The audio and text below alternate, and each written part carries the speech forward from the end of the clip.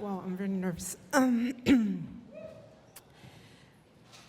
I was 45 and he was 29.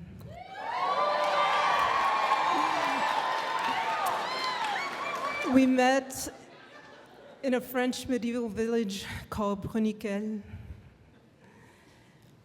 And after 4 days of debate, I decided to go out with him. I couldn't resist him. He was the most extraordinary partner I have ever had. He was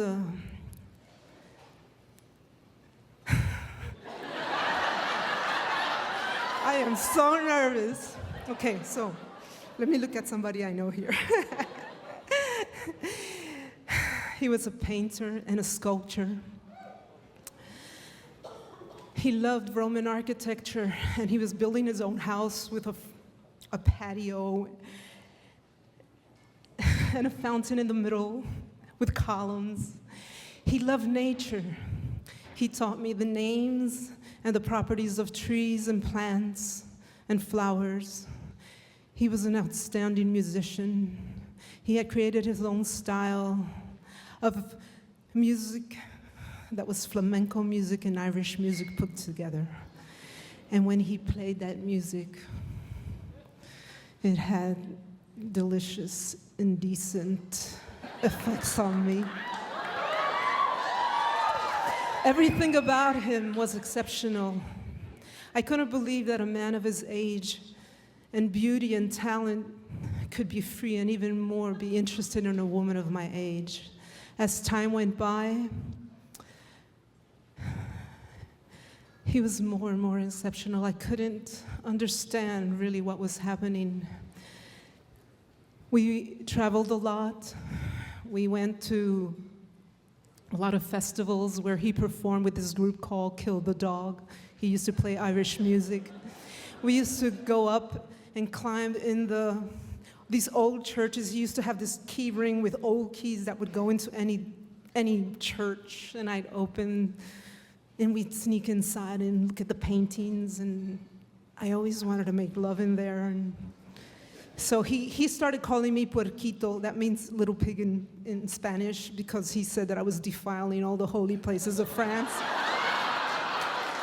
But he never said no, so I called him Puerquito too. There was one thing that was very peculiar about him, and that is that when he looked at children, his eyes would just beam and glow. And one day it suddenly dawned on me, and I said, Jean-Michel, do you want to have children? And he said, yes, of course. I would have plugged them into the sun. He just beamed. And at that moment, I just said, oh my God, my heart just stopped. You ever seen Iron Man when he puts on his suit? It was that was my heart. I just barricaded my heart. My heart stopped. I knew that it was the end. At that moment, I knew that it was the end. You see, I had had 2 children of my own. They were already grown up. I loved my freedom and I loved my life. And for nothing in the world was I going to deprive that human being from living the experience of having children. I went home and I cried all night long. And the next day I left him. But it wasn't over. For 3.5 years, Jean-Michel and I would struggle to go our separate ways. We would struggle to talk sense into ourselves. And in his folly, he was ready to give up his dream, and I was ready to give him kids. But we both knew that it just wasn't possible. We could not do this. We shouldn't do this. We shouldn't sacrifice our lives in such a way. So I began bringing girlfriends to our outings in hopes that he would look at them, but he would never look at them. I really didn't know what to do. We couldn't stay away from one another. We'd cry and just didn't know what to do. Our friends didn't understand us, our families even less. And time was ticking. I was almost 50. And then one day I was sitting in a terrace in Toulouse, drinking, and suddenly she walked by. It was magical, irreasonable. It was powerful. I could feel her essence. She had red hair. She was wearing a velour hat. It was a Victorian hat. It was a little bit crushed soft. She was the most beautiful thing walking on two pair of legs.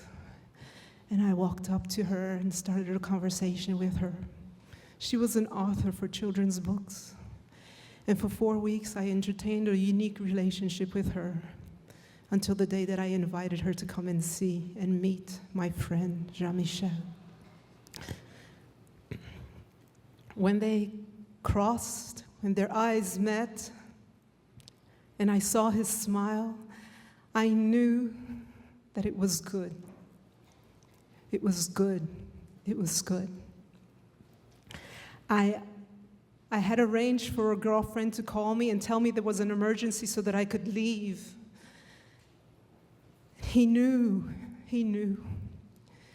And I hugged him, he hugged me, he wouldn't let me go. He said to me, don't leave me. But I just said, just be free. Make your dreams come true, be free. Even without me, just be free. So I turned around to never return. I walked away. They called me the next day. They called me dozens of times. I changed my phone. I moved away, and I didn't see him for 4 years until one day I took the phone and I picked up the phone and called him and told him I was coming. He was exposing in a nearby village. And as I walked into the gallery, I saw that 4 years had gone by, and this beautiful little redhead came running out with curly hair, and she ran towards me as if she had known me all her life, with the beautiful green eyes, and she said to me in French, "C'est toi la fée, c'est toi la fée." That means,